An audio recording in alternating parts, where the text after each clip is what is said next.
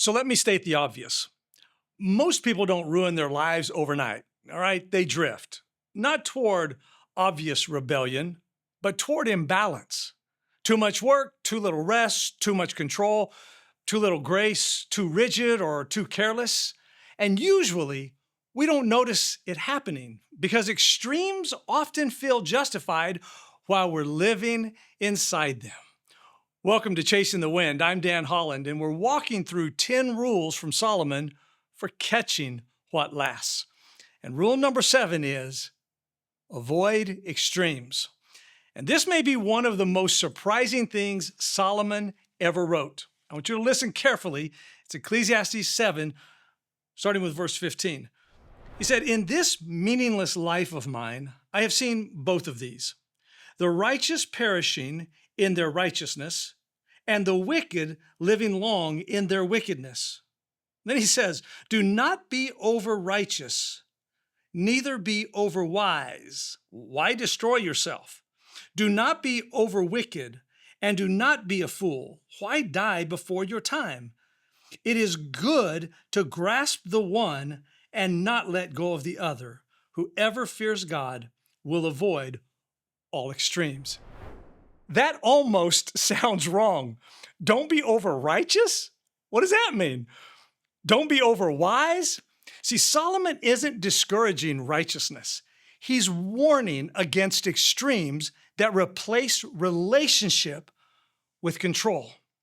He had watched two dangerous spiritual ditches develop. One side said, if I follow every rule perfectly, nothing bad will ever happen to me. Well, that's legalism, trying to manage life without depending on God's grace. We just follow the rules. The other side said, grace, God's kindness, means I can live however I want. Well, that's careless. That's careless freedom. It's lawlessness, living without reverence for God. Solomon says both extremes miss the point. A life that fears God avoids extremes. You know, over the years, I've sat with people who have had tragic things happen, unspeakable tragedy. And in their grief, some have said something very heartbreaking. Maybe this happened because I stopped going to church. And each time I wondered, what if we taught people about God? Somewhere they got the idea that if they behaved well enough, a tragedy would never come.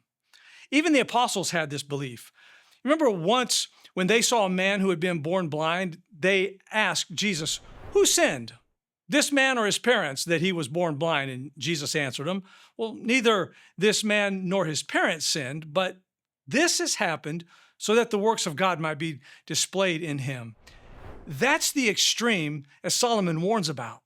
Faith is not a contract that protects us from suffering. It's actually a relationship that sustains us through suffering. I like when Paul wrote, so whether you eat or drink or whatever you do it all for the glory of God. Whatever you're doing. Notice the simplicity. It's not perfection. It's not performance. It's alignment. Because then he adds, do not cause anyone to stumble, for I am not seeking my own good, but the good of the many so that they may be saved. Balanced living is outward-focused living. We're constantly aware of how our behavior influences others, and that is maturity speaking. Extremes usually grow from self-focus. Jesus himself modeled this balance. Religious leaders accused him of being too strict. Others accused him of being too free. Yet, Jesus lived perfectly centered. I like in Matthew chapter 11 when he said, come to me, all you who are weary and burdened, and I will give you rest. For my yoke is easy and my burden is light. That's balance. It's truth with grace. It's conviction with compassion. It's obedience with dependence. Jesus never lived at the extremes. He lived surrendered to the Father. And here's where this becomes very practical. Extremes aren't only spiritual. They show up everywhere in life. For example, all work, no family. All parenting, no marriage. All achievement, no rest.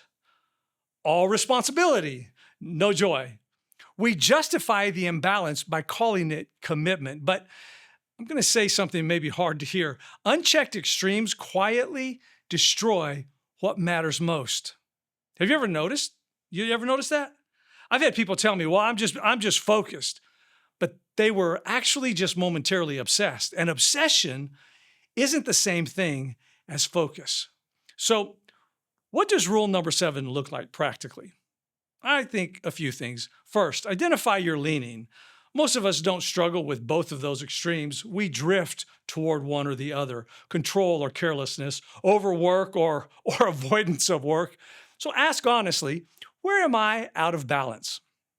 Second, recenter around pleasing God. Let that be your dominant thought. Not expectations, not pressure, not comparison, but God.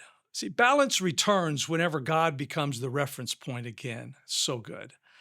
Number 3, adjust just one habit this week. Just leave work on time once. Initiate some rest and renewal. Just plan it. Offer grace where you would normally demand perfection. Something I learned from a Navy rescue diver is that we teach to the standard and we test to the objective. The objective is, did you save the guy who's drowning? Practice discipline where you've grown passive. Just do that. Make some small corrections. Prevent large collapses in your life by doing that. Now, here's Solomon's wisdom. Extremes promise certainty. A balance requires trust. See, legalism says, I control the outcomes, while carelessness says, nothing matters. Faith says, God leads, I follow. And the person who fears God learns to walk in that middle path. A foolish person hears this and they nod, but change nothing. A wise person makes adjustments because storms don't destroy balanced lives easily. No, because they bend, but they don't break. So this week, resist the pull toward extremes. Live surrendered, live grounded, live centered in Christ. Avoid extremes, not because moderation is fashionable, but because faithfulness is sustainable. That's rule number 7.